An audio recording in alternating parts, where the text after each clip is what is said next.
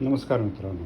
आज डॉक्टर सुनीती वैद्य inspirational kits या आपल्या व्हिडिओ मालिकेत आपण टंगस्टन इनर्ट गॅस किंवा टिग वेल्डिंग किंवा गॅस टंगस्टन आर्क वेल्डिंगमधले जे अनेक प्रकार आहेत त्यातल्यापैकी एक जो अतिशय डेलिकेट, फार नाजूक आणि ॲक्युरेट कामासाठी वापरला जाणारा जो वेल्डिंगचा प्रकार आहे त्याचं माहिती घेणार आहोत. प्रात्यक्षिकही आपण करून घेणार आहोत आणि आपल्याला माहिती आहे की या अशा व्हिडिओमधनं आपण नवीन नवीन टेक्निक्स, नवीन नवीन गोष्टी आपण शिकत असतो. तर हा जो तुम्ही इथे आता व्हिडिओमध्ये जे आत्ता बघताय हा असा एक पूर्ण सेटअप आपल्याला टिग वेल्डिंग किंवा गॅस टंगस्टन आर्क वेल्डिंगसाठी करावा लागतो. आर्क वेल्डिंग या सदरामधली ही एकच प्रोसेस अशी आहे की जिथे आपण नॉन कन्झ्युमेबल जो इलेक्ट्रोड आपण ज्यावेळेला त्याच्याबरोबर आर्क निर्माण करतो ते आपलं उष्णतेचं साधन आहे आणि ज्याच्यापासून आपण धातू वेल्डिंगमध्ये घालतो अशी फिलर वायर, या दोन गोष्टी वेगवेगळ्या असतात.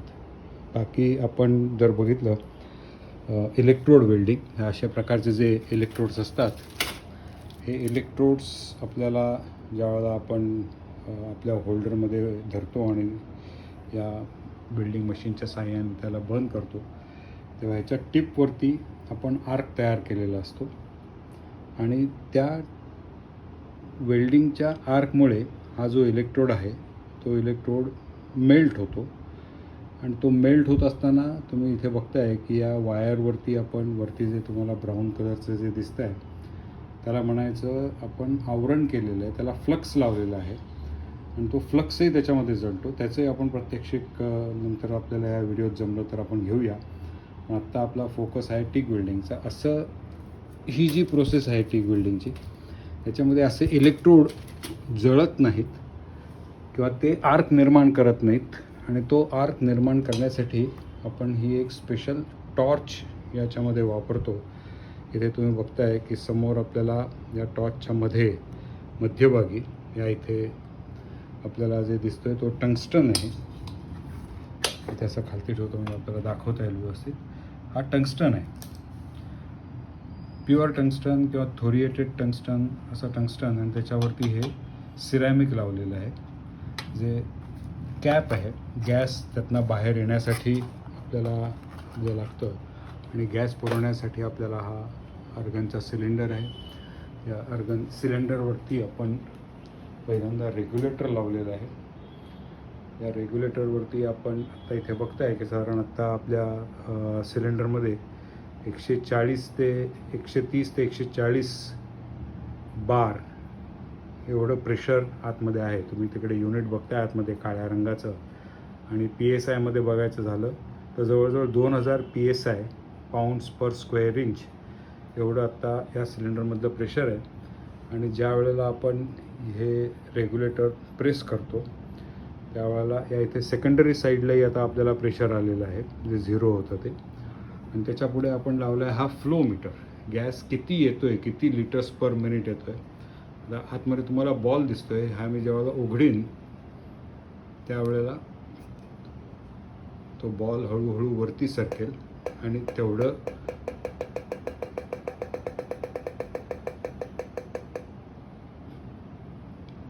आपल्याला गॅस बाहेर येईल.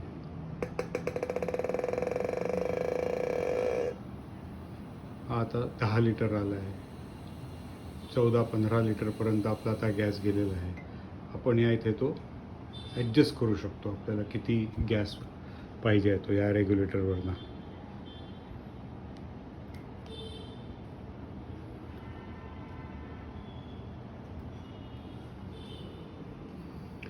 हो, आपला सिलेंडर समोर बंद झाला होता. आता हे पुन्हा आपण चालू केलं आहे. गॅस या इथे आपला आता यायला सुरुवात झालेली आहे.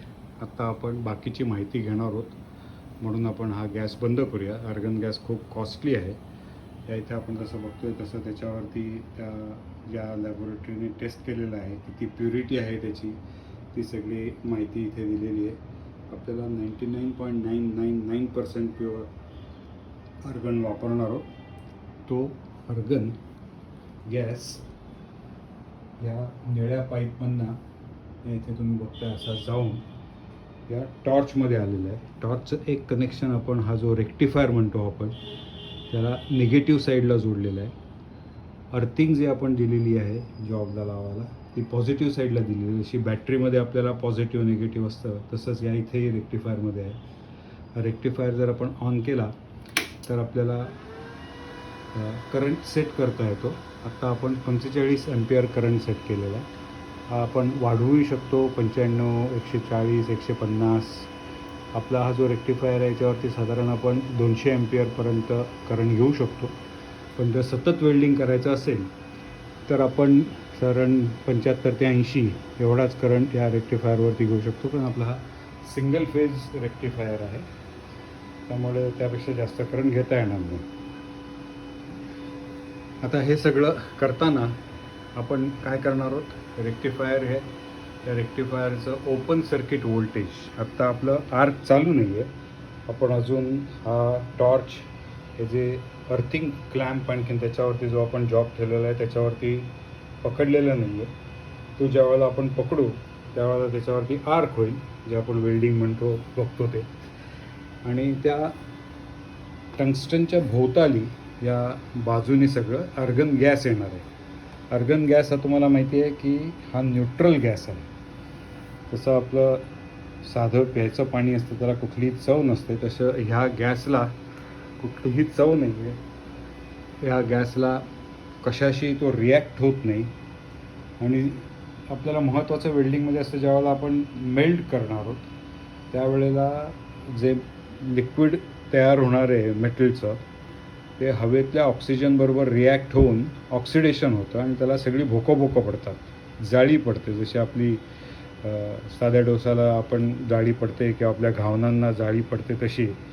आणि मग ते मटेरियल आपल्याला वापरता येत नाही, ते वेल्डिंग खराब झालेलं असतं. म्हणून ते टिकवण्यासाठी वेल्डिंग चांगलं आणि लिक्विड मेटल प्रोटेक्ट करण्यासाठी आपण या इथे अर्गन गॅसचा हा बाटला लावलेला आहे. या इकडनं हा गॅस असा आपल्या टॉर्चमध्ये सगळा गोल फिरून आपण जेवढा गॅस लिटर्स पर मिनिट या सिरॅमिक नोझलप्रमाणे आणखीन कुठे आपण काम करतो आहे त्याप्रमाणे तो वापरणार आहोत. आता ह्या टॉर्चचं वैशिष्ट्य असं आहे की ह्या टॉर्चमध्ये आपण वेगवेगळ्या डायमीटरचे टंगस्टन इलेक्ट्रोड त्याच्यामध्ये पकडू शकतो. जसा करंट असतो आणि जसं हे असतं. आता या इथे तुम्ही बघताय हा 3 मिलीमीटरचा टंगस्टन आहे. हा जो टंगस्टन आहे हा 2.4 मिलीमीटरचा आहे.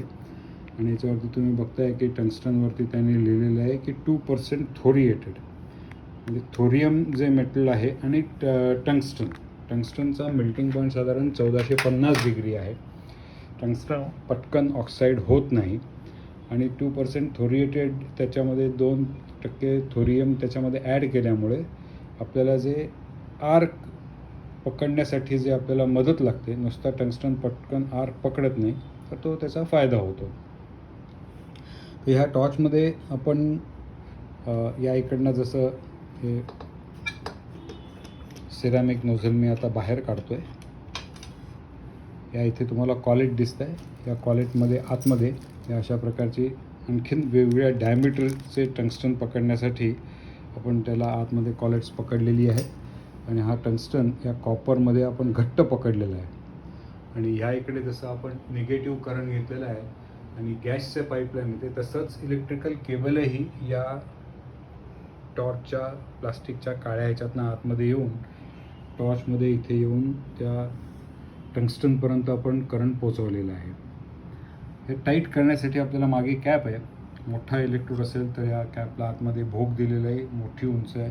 जसं इथे आपण बघतोय की हा एवढा मोठा टंगस्टन असेल तो ह्या कॅपमध्ये जातो, बाकीचा ह्या टॉर्चमध्ये येतो. जर छोटा असेल जिथे आपल्याला एवढी मोठी जागा नसेल, एका पाईपमध्ये जाऊन जर वेल्डिंग करायचं असेल तर एवढी मोठी कॅप चालणार नाही. म्हणून त्यालाही आपण छोटी कॅप दिलेली आहे. या कॅपचा उद्देश असा आहे की मागच्या बाजूने त्याला आपण बघताय की ओरिंग लावलेली आहे आणि पुढे थ्रेडिंग आहे.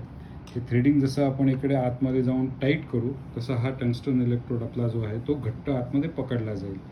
म्हणजे करंटचा जो ट्रान्सफर आहे या ट्रान्सफॉर्मरमधनं रेक्टिफायरमधनं जो निगेटिव्ह करंट आपण आत्ता या इलेक्ट्रोडला दिलेला आहे तो निगेटिव्ह करंट पूर्णच्या पूर्ण या इथे होईल.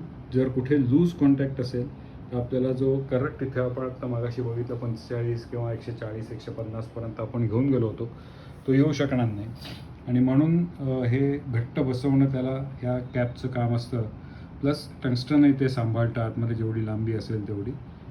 बारीक झालेलं टंगस्टन जिथे कन्स्ट्रेंट असेल, आतमध्ये आपण जाऊन वेल्डिंग करायचं असेल तर तिथे आपण कॅप छोटी वापरतो, आणखीन त्याला घट्ट करून ठेवतो. आता मी ही सिरॅमिक पुन्हा याच्यावरती लावून टाकतो, म्हणजे आपल्याला वेल्डिंगची सुरुवात करता येईल. वेल्डिंगचा करंट जसं बॅटरीमध्ये आपल्याला सर्किट बंद करावं लागतं, कंप्लीट करावं लागतं, तसं या इकडनं पॉझिटिव्हवरनं आपण हा इथे घेऊन हा क्लॅम्प आपल्या वेल्डिंग ज्याच्यावरती करायचं आहे तिथपर्यंत आणलेला आहे आपण. ही सिरॅमिक नोझल्स वेगवेगळ्या डायमीटरचे आहेत आपल्याकडे, कॉलेट्स वेगवेगळ्या डायमीटरचे आहेत, तसेच बाकीचे ॲडॉप्टर्स आपल्याकडे वेगवेगळ्या डायमीटरचे आहेत. आता आपण बघितलं आत्तापर्यंत की इकडनं आलेला करंट आणि गॅस या टॉर्चच्या थ्रू आपण टंगस्टनपर्यंत आणला. तसंच रिटर्न करंट जो आहे तो या इकडनं पॉझिटिव्हवरनं घेऊन इथपर्यंत आणला. या दोघांच्या मध्ये ज्यावेळेला आपण दोन्ही एकत्र आणू त्यावेळेला आर्क होईल, हीट निर्माण होईल.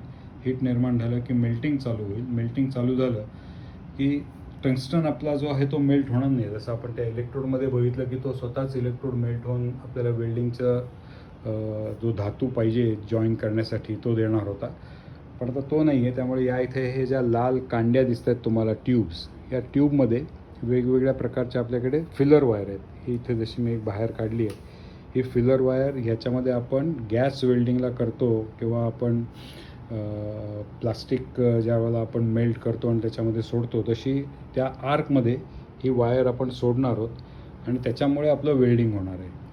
आणि हाच या आपल्या आर्गन वेल्डिंगचा सगळ्यात मोठा फायदा आहे की ज्या वेळेला आपण हीट करतो ती पाहिजे तेवढीच आपल्याला करंट जेवढा आपण ठेवू त्याप्रमाणे हीट मिळू शकेल, आणि जेवढे ड्रॉप टाकू ह्या वायरचं तेवढीच वायर मिळू शकेल. इलेक्ट्रोडमध्ये हीट आणि फिलर मेटल हे दोन्ही एकदम वाढतं किंवा एकदम कमी होतं, त्यामुळे त्याच्यावरचा आपला कंट्रोल जो असतो तो थोडासा कमी होतो. आता कुठलंही वेल्डिंग तुम्हाला माहिती आहे चालू करायच्या आधी क्लिनलीनेस हा सगळ्यात महत्त्वाचा आहे. त्यासाठी आपण हा वायर ब्रश आहे आपल्याकडे, ज्याच्यावरती वेल्डिंग करायचं आहे तिथे हा वायर ब्रश असा आपण घासून ती जागा स्वच्छ करून घेतो. तुम्ही इथे आता बघताय की हा जो अँगल मी घेतलेला आहे हा किती गंजलेला आहे बघा.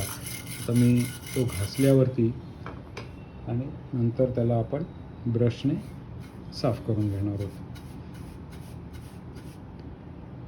गंज असेल तर वेल्डिंग होत नाही. या इथे आपण हा कार्बन स्टील किंवा माइल्ड स्टीलचा आहे, खालती आपल्याकडे हा ॲल्युमिनियमचा चॅनल आहे आणि या इथे हा स्टेनलेस स्टीलचा आपल्याकडे बॉक्स सेक्शन आहे. असे आपल्याकडे 3 मटेरियल आत्ता आपण इथे आणून ठेवलेली आहेत. ही आपल्याकडे कार्बन स्टील किंवा माइल्ड स्टीलवरती चालणारी 70S2 फिलर वायर आहे. स्टेनलेस स्टील जे आपल्याकडे इथे आहे त्याच्यावरती चालणारे हे इनॉक्स 308L, ही एक स्टेनलेस स्टीलची ग्रेड आहे, त्याची फिलर वायर आहे. अशा अनेक धातूंच्या वेगवेगळ्या फिलर वायर वेगवेगळ्या डायमीटरमध्ये आपल्याला अवेलेबल असतात. ही जी आत्ता आपण घेतलेली आहे वायर ही 2.4 मिलीमीटर डायमीटरची वायर आहे. त्या दोन्ही वायर्स त्याच्यामध्ये 0.8, 1.2, 1.6, 2, 2.4, 3, 4, 5 जसं आपल्याला डायमीटर पाहिजे त्याप्रमाणे आपण घेऊ शकतो. ज्याप्रमाणे टंगस्टन आणि करंट कॅरिंग आपल्याकडे कपॅसिटी असेल, जॉबचा थिकनेस असेल आणि आपल्याला किती मटेरियल त्या जॉबमध्ये भरायचं आहे त्याप्रमाणे या वायर्सचा आपण डायमीटर सिलेक्ट करतो. आता ही झाली आपली सगळी वेल्डिंगची तयारी. वेल्डिंगला लागणारं हे सगळं साहित्य आपण इथे बघितलं. पण तुम्हाला माहिती आहे की वेल्डिंगमध्ये 3 गोष्टी होतात. एक तर भरपूर हीट निर्माण होईल आपल्याला या इथे, कारण पूर्ण मटेरियल जे आता कार्बन स्टील आहे त्याचा साधारण 1400 डिग्री टेम्परेचर आहे, ॲल्युमिनियम आहे याचा साधारण 660 डिग्री मेल्टिंग पॉईंट आहे, स्टेनलेस स्टील आहे याचा साधारण 1500 डिग्री मेल्टिंग पॉईंट आहे आणि टंगस्टनचं मी म्हटलं तसं साधारण 1700 डिग्री मेल्टिंग पॉईंट आहे. तर एवढं सगळी हीट आपण निर्माण करणार आहोत, त्यामुळे आपल्याला आपले हात जे आपण टॉर्चला धरणार आहोत आणि याच्याजवळ फिरवणार आहोत त्याचं प्रोटेक्शन करावं लागेल. त्यासाठी हे हँडग्लोव्ज आपल्याला वापरायला लागतात. अशा प्रकारे आपण हँडग्लोव्ज एस्बेस्टॉस किंवा हीट रेजिस्टंट मटेरियलचे आपण हँडग्लोव्ज घेतलेले आहेत आणि तो आपण हातात घालून टॉर्च त्याच्यावरती आपण पकडणार आहोत. दुसरी गोष्ट आहे की हा जो हँडग्लोव्ज आहे हा खूप जाड आणि घट्ट आहे. टॉर्च पकडण्यासाठी आपल्याला चालेल, पण जेव्हा आपण याच्यातनं ही फिलर वायर आपण पास करणार आहोत तर त्यासाठी आपल्याकडे हा डाव्या हातात आपण फिलर वायर घेऊन ती फीड करणार आहोत. तेव्हा आपण अशा प्रकारचा जीन्सचा किंवा थोडा जास्त जाड होजियारीचा सुद्धा काही वेळेला वापरला जातो असा ग्लोव्ज वापरणार आहोत. आणि ह्या ग्लोव्जमध्ये हा पातळ जरी असला तरी हा हात आपला जो आहे डावा हात तो फिलर वायरला आपण फक्त पकडणार आहोत आणि तिला फीड करणार आहोत. त्यामुळे वेल्डिंगच्या जास्त जवळ जाणार नाही आहे तो. या इथे असं आपण धरणार आहोत ही वायर आणि ही वायर या जॉईंटमध्ये आपण पुढे पुढे पुढे पुढे करत सोडून देणार आहोत आणि ती मेल्ट होत जाईल. तशी आपण आपल्याला या इथे मी हे करतो आहे अंगठ्याने पुढे ढकलतो आहे तशी ती पुढे जात जाईल. आणि हे प्रॅक्टिस केल्यावरती होजियारी ग्लोव्जमध्ये जास्त चांगलं जातं, पण ह्याही ग्लोव्जमध्ये काही प्रॉब्लेम येत नाही. आपण अंगठ्याने पुढे पुढे पुढे आता मी बघा तुम्ही या इथे होती एवढी मी ती पुढपर्यंत आणली. या इकडे सरकवत सरकवत सरकवत आपण जाऊ शकतो ती पुढे आणि आपण फिलर वायर घालू शकतो. त्यामुळे ह्या दोन गोष्टी आपल्याला फार महत्त्वाच्या आहेत की ग्लोव्ज हे असायलाच पाहिजेत हातामध्ये. त्याच्याशिवाय आपल्या हातांचं प्रोटेक्शन होणार नाही. आणि वेल्डिंगमध्ये ही सगळ्यात पहिली महत्त्वाची आहे की जी गरम होणार आहे त्याच्यापासून आपल्याला काळजी घ्यायची आहे. आपण अंगातही बॉयलर सूट घालणार आहोत. गळ्यापर्यंत आपलं पूर्ण बंद झालेलं आपलं असेल. अशा प्रकारे आपल्याला घट्ट लावून घ्यायचं आहे वरती. आणि त्याच्याही पुढे जाऊन आपल्याला ज्यावेळेला आपण आर्क ॲक्च्युली फॉर्म करणार आहोत त्यावेळेला तो बघण्यासाठी जसं आपण ग्रहण बघायचं असतं त्यावेळेला काळी काच वापरतो तसे हे एक तर आपल्याला काळे गॉगल आहेत ज्याच्यासमोर काळी काच लावलेली आहे. त्याच्यातनं आपण वेल्डिंग बघू शकतो. ह्याच्यापेक्षा थोडा हलका हा काळा गॉगल असा आहे इथे, ह्याच्यातनं आपण बघू शकतो. पण सगळ्यात चांगली मेथड ह्याच्यामधली जी आहे ती या हेल्मेटमधनं. या हेल्मेटमधनं आपण हे हेल्मेट डोक्यावरती घालणार आहोत आणि त्याप्रमाणे आपण वेल्डिंगसाठी तयार राहणार. आता अशा प्रकारे मी वेल्डिंग हेल्मेट घातलं आणि बंद केल्यावरती माझा सगळा चेहरा पूर्ण बंद झालेला आहे. आता ह्या काचेतनं मला बरोबर वेल्डिंगचा आर्कच फक्त दिसेल जो माझे डोळे सहन करू शकतील. बाकीच्या गोष्टी आपल्याला बघायची गरज नाही आहे त्या ह्याच्यामध्ये. आणि सगळ्यात शेवटचं आपल्याला महत्त्वाचं या वेल्डिंगमध्ये आपण आता बघितलं की हेल्मेट आहे की ज्याने आपलं अख्खं डोकं कवर होणार आहे. डोळे आपण किंवा आपला चेहरा किंवा आपलं डोकं वेल्डिंगच्या आपण जवळ जाणार आहोत कारण आपल्याला ते नीट दिसायला पाहिजे. जर नुसतं अगदी बारीक काम करायचं असेल तर अशा प्रकारचा गॉगल किंवा अशा प्रकारचा गॉगल आपण वापरू शकतो. त्याच्यानंतर हातामध्ये आपण हे हँडग्लोव्ज घालणार आहोत 2 प्रकारचे आणि या इथे वरपर्यंत बंद ठेवून जे हेल्मेटच्या खालना जर एखादी आर्क जर आपल्या शरीरापर्यंत पोचला तर तो या इथे कुठे लागू नये. पाहिजे तर आपण गळ्याला रुमाल मफलरसारखा पण बांधू शकतो की ज्याने आणखीन ॲडिशनल प्रोटेक्शन होतं. नेहमी फुल शर्ट घालूनच वेल्डिंग करायचं असतं की जेणेकरून कुठलाही आर्क आपल्या चामडीपर्यंत स्किनपर्यंत जाणार नाही आणि त्याच्यामुळे वेल्डिंगपासून जे होणारे एक धोका असतो तो आपण टाळू शकतो. अशा प्रकारे ही सगळी आपली आता तयारी झालेली आहे. आता एक एक करून आपण वेल्डिंग कसा आर्क तयार होतो त्याचं प्रात्यक्षिक बघूया. सगळ्यात पहिल्यांदा आपण रेक्टिफायर चालू करणार आहोत. रेक्टिफायरवरती मी म्हटलं तसं आपण साधारण 44-45 एम्पियर करंट ठेवणार आहोत. जो पार्ट घेतलेला आहे वेल्डिंगसाठी त्याच्यासाठी आपण नवशिके आहोत त्यामुळे जास्त फाईन वेल्डिंग किंवा जास्त हीट वेल्डिंग करणार नाही आहोत. आणि त्याचप्रमाणे या इथे आपण आता गॅस चालू करणार आहोत. गॅस आपण म्हटलं तसं की आपण एक साधारण 15पर्यंत आपण गॅस ठेवूया. 10 ते 12पर्यंत आपल्याला पुन्हा प्रॅक्टिस करायची त्यामुळे हे आपल्याला बघायला थोडा वेळ जाईल. आणि आता आपण पहिलं आर्कचं प्रात्यक्षिक घेऊया इथे. तर आता घेताना मी म्हटलं तसं सगळ्यात पहिल्यांदा जॉब हा या अशा प्रकारच्या तारेच्या ब्रशने साफ करून घ्यायचा, तो चांगला स्वच्छ करून घ्यायचा. स्वच्छ करून त्याच्यावरनं ब्रश फिरवून तिकडची लूज जी आपली गंज किंवा डस्ट आहे ती सगळी साफ करून घ्यायची. आपण गॅस चालू केलेला आहे, करंट सेट केलेला आहे आणि आता आपण वेल्डिंग करायचा प्रयत्न करूया इकडे. तर हा आता टंगस्टन या याच्यातनं गॅस येतो आहे. आय थिंक जर मी बघितलं तर छान गॅसचा मला वास येतो आहे, हवेचा परिणाम. करंट या इथपर्यंत आलेला आहे, टंगस्टनपर्यंत आलेलं आहे. हे दोन्ही आता ज्यावेळेला जवळ येतील त्यावेळेला त्याच्यावरती आर्क निर्माण होईल आणि तो आता स्टेबल करता येतो का बघूया आपल्याला. कारण मी एका बाजूने व्हिडिओ शूटिंग करतो आहे, दुसऱ्या बाजूने वेल्डिंग करतो आहे, त्यामुळे एखाद वेळेस तो स्टेबल होणार नाही. पण आपण प्रयत्न करूया मॅक्झिमम करायचा आणि थोडंसं वेल्डिंग जर बघता आलं आपल्याला तर चांगलं होईल. आता मी आर्क करतो आहे.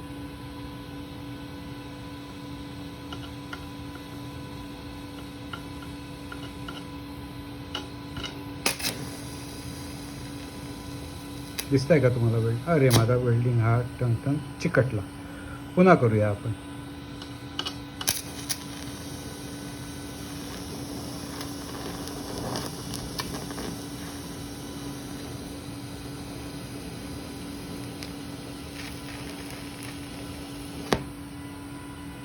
हे बघा किती गरम झाला होता हा टंगस्टन. इथे आपला जॉब पण तेवढाच अजूनही लाल दिसत आहे तुम्हाला. आणि टंगस्टन बघा अजून तसा छान शाबूत आहे, कुठेही जळलेला नाही आहे. आर्क झाला तरी आर्गन असल्यामुळे कुठेही ऑक्सिडाईज झालेला नाही आहे. आणि या इथे मात्र आपल्याला छान प्रकारे वेल्डिंग बघता येत आहे आपण केलेलं. हे वेल्डिंग जर आता आपल्याला चांगलं बघायचं असेल तर पुन्हा हाच जो तारेचा ब्रश आहे तो घेऊन ह्याच्यावरती आपण घासला. हे बघा वेल्डिंगचे सगळे उघडले त्यामुळे उडतात त्याच्या बाजूचं. त्यामुळे अशा प्रकारचा गॉगल त्यावेळेला वापरायचा जो ट्रान्सपरंट असतो पण आपल्या डोळ्यांमध्ये काही घाण जाऊ शकणार नाही याची आपण काळजी घेतो. आणि अशा प्रकारे आपण आज टंगस्टन वेल्डिंग जो लागणारा rectifier, gas cylinder, regulator, flow meter, torch हा जो आहे तो, त्याला लागणारे वेगवेगळे कॉलेज, सिरॅमिक नोझल, कॅप, आपला job, earthing clamp, tungsten electrode, त्याच्यामध्ये घालणारी आपली फिलर वायर. दुसऱ्या व्हिडिओमध्ये मी कॅमेरा आता फिक्स करेन आणि आपण फिलर वायर घालून त्याचं शूटिंग होत आहे का बघूया. आणि या इथे त्याला लागणारी सेफ्टी प्रिकॉशन्स, सगळ्यात पहिल्यांदा हेल्मेट किंवा अशा प्रकारचे गॉगल्स, आपल्याला हँडग्लोव्ज लागतील. आणि सगळ्यात चांगलं म्हणजे ही जी आपली जागा आहे या इथे अर्गन असल्यामुळे आपल्याला चांगली व्हेंटिलेटेड पाहिजे, पण आपल्यावरती डायरेक्ट वारा नको.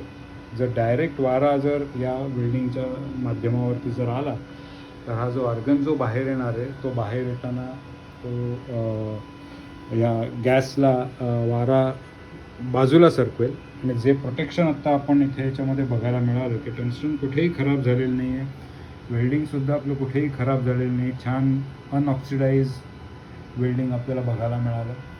असं वेल्डिंग आपल्याला बघायला मिळण्यासाठी आणि ते टिकण्यासाठी आपण जे वेगवेगळी आत्ता ही जी सगळी सामुग्री बघितली ही जर असेल तर आपलं टिक वेल्डिंग छान होऊ शकतं. प्रात्यक्षिक जिथे आपण ही वायर पण एका हाताने देणार आहोत, दुसऱ्या हातात टॉर्च धरणार आहोत आणि दोन गोष्टी एकमेकाला जोडणार आहोत. किंवा ह्याच्यावरतीच जर आपल्याला एखादं चुकीचं भोग झालं आहे आणि ते भोग आपल्याला जर बुजवायचं आहे तर ते आपण कसं बुजवायचं, तर अशा प्रकारची जी वायर आपण ॲल्युमिनियमची घेणार आहोत आणि ती वायर या आर्कमध्ये मेल्ट करून थोडी या भोकाच्या भोवती त्याला घालत आपण ते भोग बुजवून टाकणार आहोत. आणि तसंच दोन गोष्टी जर जोडायच्या असतील, आता हा अँगल ॲल्युमिनियमचा असता तर ॲल्युमिनियम टू ॲल्युमिनियम आपण वेल्डिंग केलं असतं, पण हा माझ्याकडे स्टीलचा अँगल आहे किंवा हा स्टेनलेस स्टीलचा आहे. याचा कुठलाच भाग होणार नाही, पण आपण स्टील टू स्टेनलेस स्टील आपण केव्हा तरी जोडून बघूया. व्हिडिओ खूप मोठा होतो आहे म्हणून आत्ताच मी इथे हा थांबवतो. मला आशा आहे की तुम्हाला टिक वेल्डिंग या विषयावरती आज थोडीफार तरी माहिती मिळाली. काय काय त्याला सामुग्री लागते, कशा प्रकारे ते केलं जातं, कशा प्रकारे आर्क दिसतो आणि काय काळजी घ्यावी लागते हे करताना, हे आपण आत्ता या व्हिडिओमध्ये बघितलं. आपल्याला आवडला असणारच. धन्यवाद.